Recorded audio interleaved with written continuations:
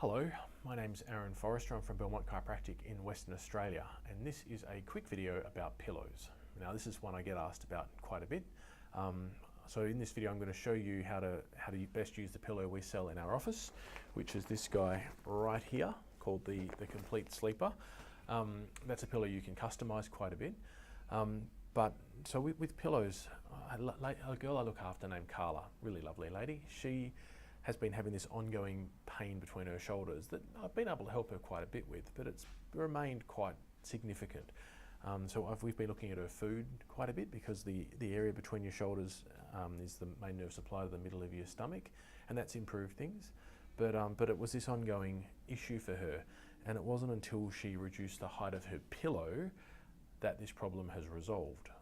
So that people using a pillow that's too tall can be quite significant, because you end up then sleeping all night with your head way forward if you're a back sleeper, or if you're lying on your side, your head's all smudged up because your pillow's too big.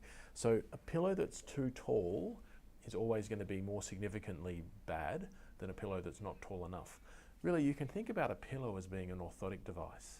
Now, we don't really need a pillow, and for most of human history we haven't had a pillow or a bed really, but a pillow is something that allows our typically fairly jammed up area through here called your cervicothoracic spine, fairly jammed up area through our cars or our offices or the kitchen sink, or everything has our head forward and that gets all restricted, but a pillow allows that area to be fairly neutral through the night, so it doesn't tend to tick us off as much. If you're a kid or you're someone whose spine's in amazing nick, you probably don't even need a pillow, and you could sleep on your front quite comfortably and healthily. I know, right? A chiropractor talking about front sleeping.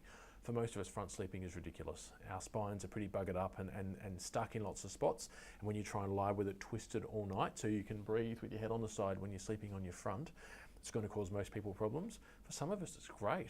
Most children prefer it. My kids are both, well, my daughter's a front sleeper, but front sleeping can be fine.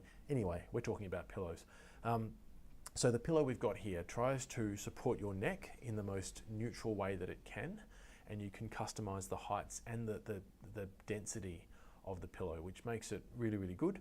Children my kids never had a pillow until they were school aged, and even then I think it was like a couple of centimeters of foam and a pillowcase, more for the novelty of feeling like a big kid rather than me attempting to support their spine in any way.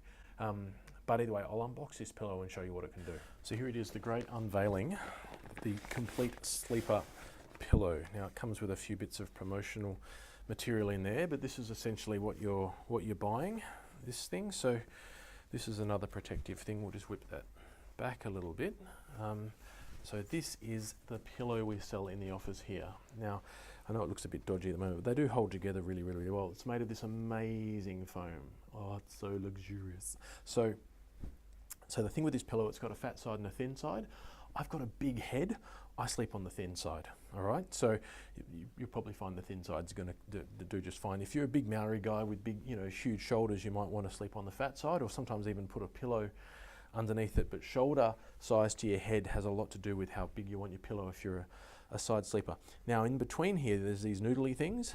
You can actually pull those right out, which makes this thing appear softer. And you can actually take the guts of this pillow right out to thin it right down.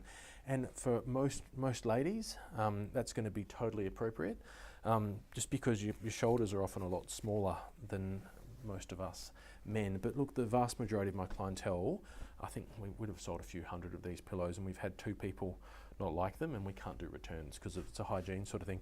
But the vast majority of folk just sleep with them as they are. I know they're a pretty big buffy thing, and if you're traveling, it's so nice to have your own pillow. You can actually fold these things right up. They squish right down, and you can fold it up into quite a thin little thing to fit into your luggage or on the plane. So yeah, they are reasonably transportable. And this outer thing here, just take that off when you wash it because it gets a bit smelly. Actually, and here's a photo of my pillow. This thing's 4 years old, and yeah, this had gone fairly smelly. So I'm actually replacing my pillow at the moment just because it had got old and a bit nasty and smelly. So that's the pillow we sell in the office.